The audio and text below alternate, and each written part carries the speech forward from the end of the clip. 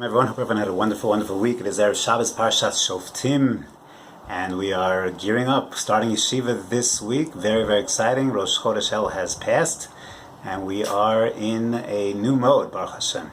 So I wanted to share two very short but very sweet, important ideas on the Parsha.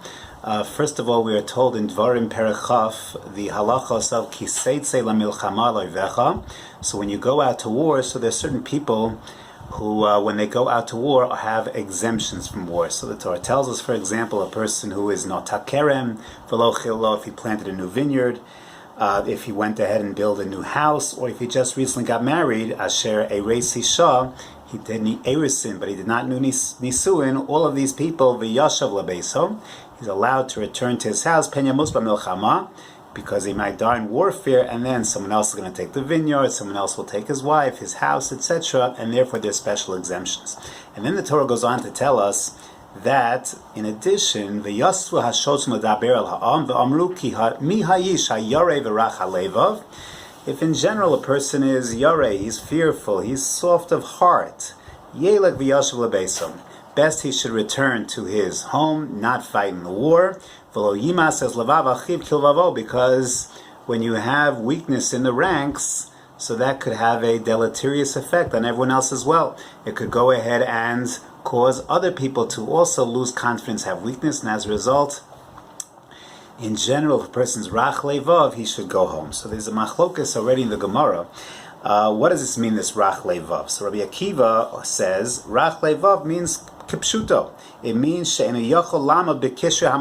he has challenges. He's a weak person. He's a pacifist. He doesn't think he can handle the trials and tribulations of warfare, and therefore to see weapons and fighting, etc., it doesn't work for him. He's weak. He has a weak constitution, and as a result, he should be sent home. Comes on Rabbi Yossi Aglili and says something amazing. No, he's not fearful of war. He's yarei me'avero shebiyado. He realized he committed a sin, and he's a tremendous Baal Emuna, Baal Bitachon, and he has sinned. And as a result of those sins, he perceives, he understands that something bad could befall him in the war, and as a result, he's nervous, he's anxious, and that's not a healthy thing to have on the battlefield. Says Rashi,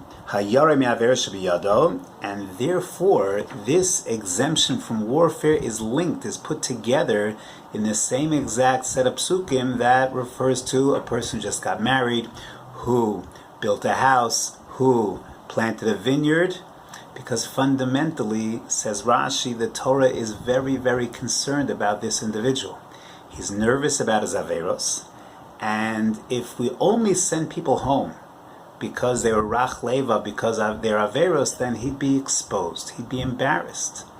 After all, everyone knows that I don't want to fight in the war. I'm nervous because of my sins.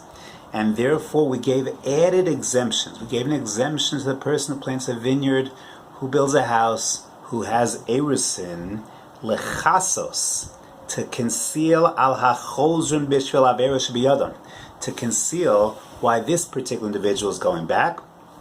People won't understand Shloyavinu Shem Bali Avera, and as a result, in a certain sense, the Torah created additional exemptions to camouflage why the Rach Levav is going back. What a tremendous Musar Haskel. What's our Musar Haskel? We just started El, and look at how the Torah is concerned about a tzaddik. This person's a tzaddik. Yeah, he sinned, but he has such a munah. He realizes that, you know what?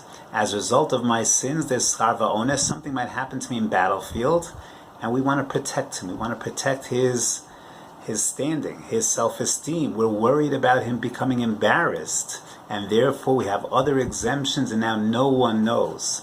No one can be clear why exactly he's going back. It's tremendous Musar Haskel in terms of kavod abrios, caring for other people, making sure that every single person is treated with gravitas, is treated with respect, is treated with that sense of love. That's thought number one. Thought number two, very, very quickly, is in a few psukim later, the Torah tells us that there is an isser of Baal Tashchis, and the Torah formulates this as lo tichra, that a person should not, lo tashchis es eitzah, a person should not chop down fruit trees, specifically fruit trees, kimenu tochal, ve'oso lo tichros. These provide you with sustenance, and therefore you should not cut down the fruit trees. And Isser D'Oraisa, and the Rambam writes in Hilchos Malachim, Perek Vav, that for violating this Isser, you get Malchus. V'kol HaKotzeitz Loke, you get Malchus. And then the Rambam goes on to say, V'lo ha'ilonos bilvad. It's not only trees, Ela kol ha'meshaber kelim v'korea begadim v'horez binyan. If you break kelim, you tear clothing, you destroy buildings, you seal up springs, or me'abed ma'acholos, you waste food, derech hashchasa, over below tashkis. You violate Isser D'Oraisa val tashkis. However, ve'eno loke ela makas mardus midivreim. But you only get Malchus Drabban, you don't get Malchus D'Oraisa. So it sounds from the Rambam, it's quite clear that the Isser D'Oraisa, as expressed in the Chumash, the Psukim, is chopping down fruit trees. But then there's an additional Isser D'Oraisa. Lo ha'ilanas belvad, not just trees, but any kind of Baal Tashkis, wasteful activity, is also part of the Isser D'Oraisa. You don't get Malchus. You only get Malchus for cutting down fruit trees. But any other kind of wasteful activities, destroying kelim, begadim, etc., is all part of the Isser D'Oraisa.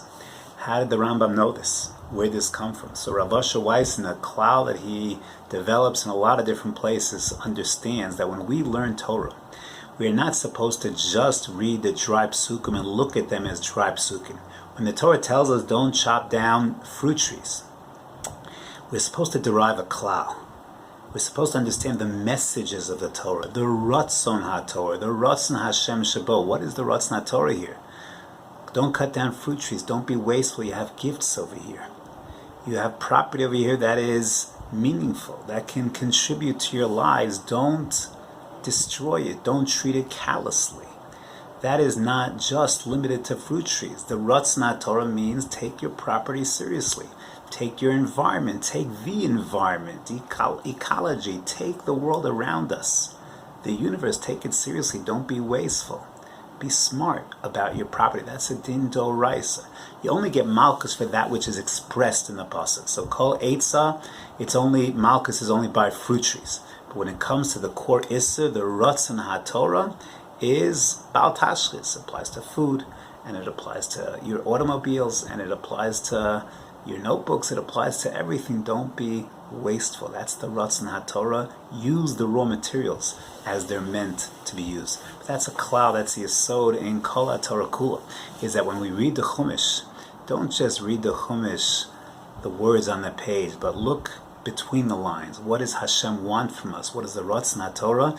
And as we work on our avodas Hashem, bein adam lechavero, treating every single person with gravitas, with a sense of kavod habrios, and tapping into the real Ratzon Hashem, the Ratzon HaTorah, will be zocheh to have a tremendously productive Elul. We really tap into the ideas of HaMelech Basadeh. Have a wonderful Shabbos.